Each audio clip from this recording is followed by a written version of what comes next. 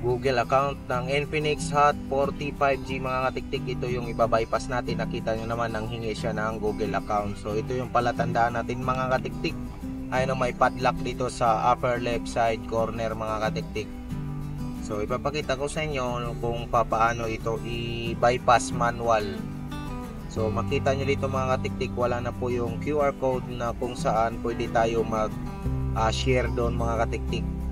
So ang tanging gawin natin dito mga katiktik, pati ito mga katiktik, pag i-click mo is hindi na po gagana. So meron na tayong panibagong ways dito mga katiktik kung paano nga ba natin i-bypass. Kaya hindi na po siya gumagana. So ang kailangan lang natin mga katiktik, kailangan natin ng SIM card na may PIN code. So kapag susubukan naman natin i-turn on ang kanyang talkback mga katiktik, ang talkback din niya mga katiktik is hindi rin po gumagana. Kaya ang kailangan natin dito is yung SIM card na may PIN code. Ayan. So ito yung mga katiktik, gagamit tayo dito ng SIM card na may PIN code. Yan, ilalagay lang natin dyan mga katiktik, salpak, at hintayin natin na manghingi ng PIN code.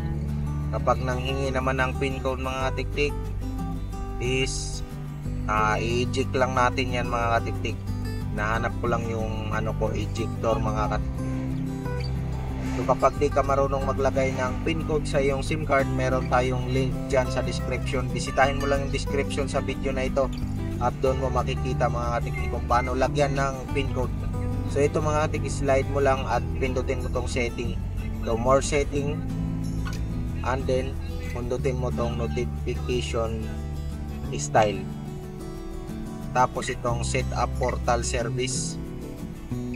Kaya mga katiktik, to sounds, tapos sa baba nito, ayan, dito may guhit at ilong press mo itong drive. Huwag mong bibitawan hanggang makarating dito at pindutin mo yung screen time. At dito may tatlong tuldok, pindutin mo yung send feedback. At dito mga katiktik, pindutin mo yung legal help. Ayan dito, so makikita mo naman yan, ito legal help. Tapos yung icon ng YouTube, pindutin mo, i-play mo mga katiktik yung may icon na YouTube. Yan, tapos itong may sulat na YouTube, so kusa pong magbubukas dyan yung YouTube. Ayan, so kailangan ng update, back muna natin. Ayan, agree lang natin. Ayan, pumasok tayo sa browser mga katiktik. Ayan, sa Hula browser. So dito mga katiktik, i-type lang natin yung lagi nating ginagamit kapag tayo ay nagba-bypass. So yun,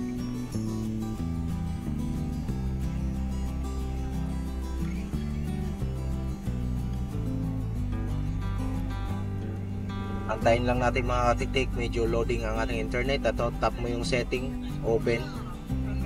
Ayan, so ito yung model natin mga katiktik. Nakita nyo is Infinix Hot 40 5G. Ang kanyang model number is X6852 at Android version is Android 14. So yun mga katiktik. So gagawin natin, punta tayo sa special function at i-on ang accessibility menu. Yan, on, at magkakaroon tayo dito yung green, ito magagamit natin yan. Tapos ang susunod natin gagawin is pupunta tayo dito sa digital well-being and parental control, set up parental controls, get family link, parent. Ayan, parent, tapos piliin mo yung Palm Store just once, and then search ka dito sa taas mga katiktik ng activity launcher. Ayan, i-get mo yan at hintayin natin na matapos ang kanyang downloading at i-open natin. Open, okay lang natin yan mga katiktik. Ayan, sana masundan nyo, at kapag nakatulong itong video sa inyo, huwag nyo naman sanang kalimutan i-like. Yan lang ang hiling ko mga katiktik. So pagdating dito mga katiktik, hanapin mo yung Android setup, ito Android setup, at hanapin mo dito yung ito deferred trampoline. I-start mo lang. Yan, skip. next mo yan mga katiktik. Kailangan dito di ka magkamali ng pindot mga katiktik. Dapat talagang mapindot mo dito is yung next and then yung copy without cable yan, no. So next, kapag nabibilisan kayo niyan mga katiktik, meron namang setting ito, use Google account. Meron namang setting dyan mga katiktik sa iyong mga YouTube na sa speed, bagalan nyo na lang yung speed mga katiktik. So ito na yan mga katiktik. Next, pag nakapasok kayo dito, mag-smile ka na dahil successful na po yan mga katiktik. Kukuha ka lang ng ibang Android na cellphone, kahit anong Android, at pumunta ka doon sa Play Store, Google Play Store. At pagkapunta mo doon sa Google Play Store, i-search mo lang mga katiktik Google, ganun. Tapos pagka-search mo, piliin mo yung My G na icon na yan. Ito, install mo yan at i-open. Tapos dito i-search mo mga katiktik yung set up my device. Ayan, set up my device.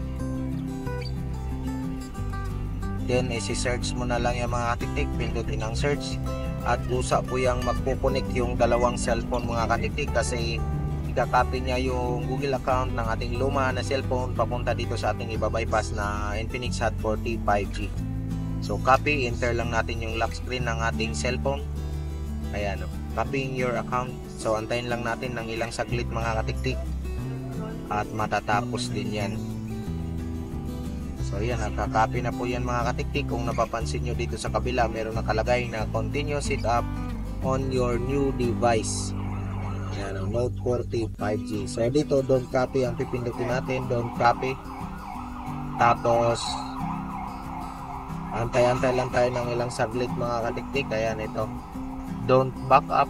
Depende sa inyo mga katiktik, pero maganda don't back up na lang ang ano nyo mga katiktik pindutin.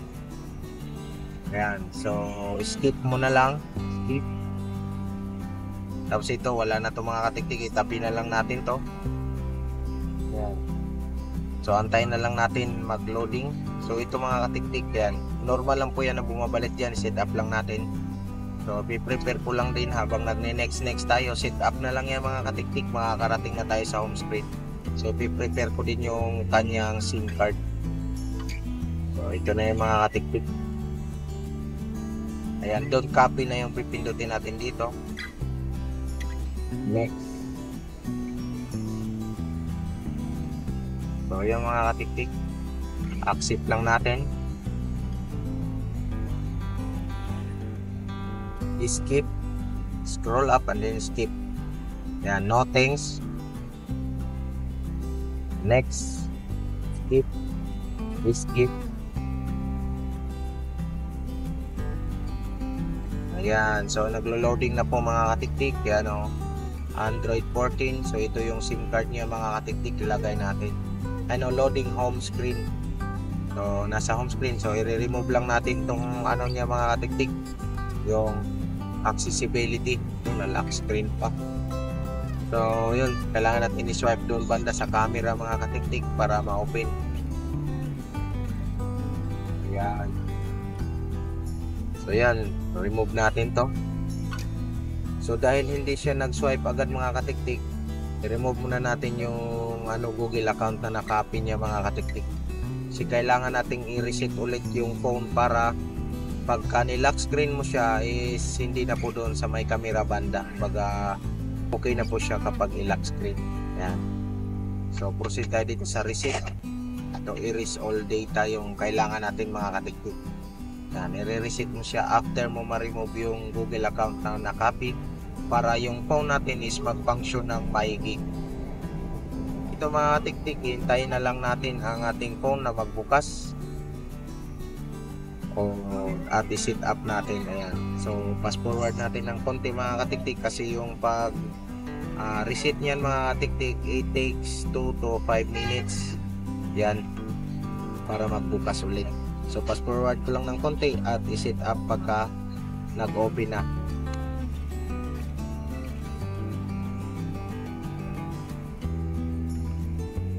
So yung mga katiktik, nag-open na ang ating phone. Ito na yun. So ang pipindutin mo na lang dito is yung next.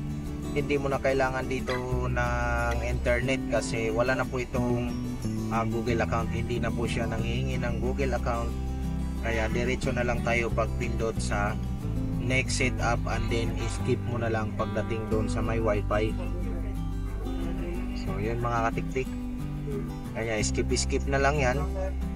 Ipapakita ko mamaya dito mga katiktik sa huli na pag nilock screen siya is hindi na po doon dadaan sa pag-swipe doon sa may camera.